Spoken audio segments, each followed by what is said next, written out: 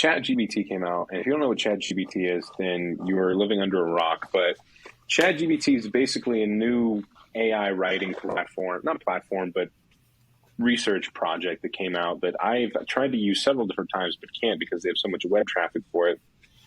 There's been AI for concept art, AI for writing now with ChatGPT, and you type in whatever you want it to do. And I asked it to write me a 2-page paper on the effects of PTSD with World War II, and it wrote me that paper, right?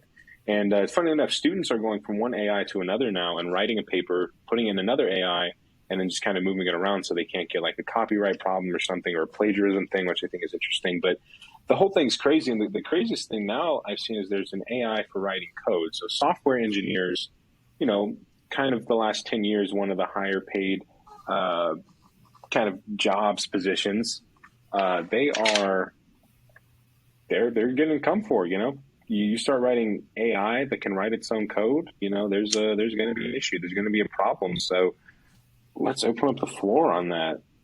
Yeah, no doubt. I mean, I have to say, I've heard a lot of debate about this recently, with AI, like the idea that it is simply completely out of human hands at this point is not exactly true. Whoever obviously is providing that kind of a platform, you can still find the finger on the scale, on the manner in which certain topics are discussed and so forth, or what is generated for you on any particular topic.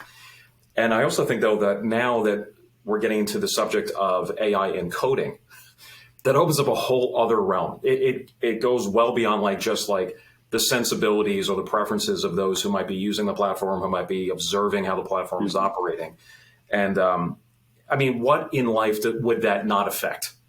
I can't even imagine what it wouldn't affect, especially when you consider that effectively everyone gets their information, or at least cursory information, by just doing an online search. And there's been a lot of discussion lately on how AI can wind up effectively informing upwards of 90%, 90% of all online content.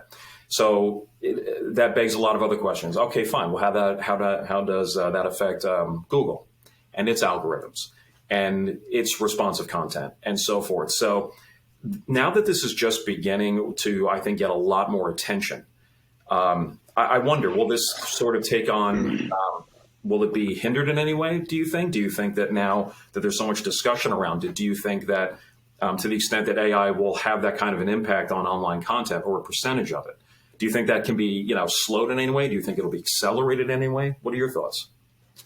I think there's something that a lot of people forget, and it's the common problem with sci-fi.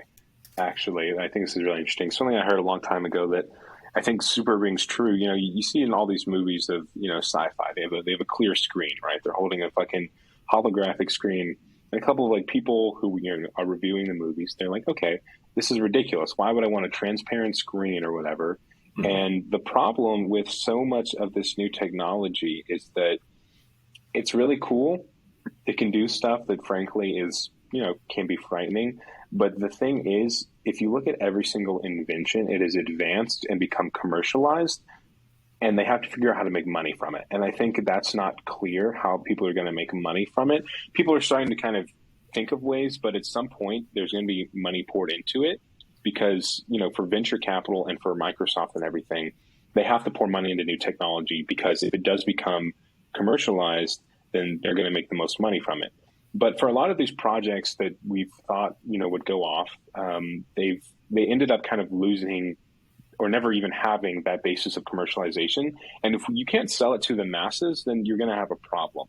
I kind of see AI panning out for regular people in, kind of artistic ways and creative ways, but not necessarily anything else. And those are probably going to be ending up being like platforms that are subscription based or something. A couple of them already are, but if we can't get to a point where most people, or at least several million people, are paying monthly or paying something to use AI, then they're going to stop pouring money into it.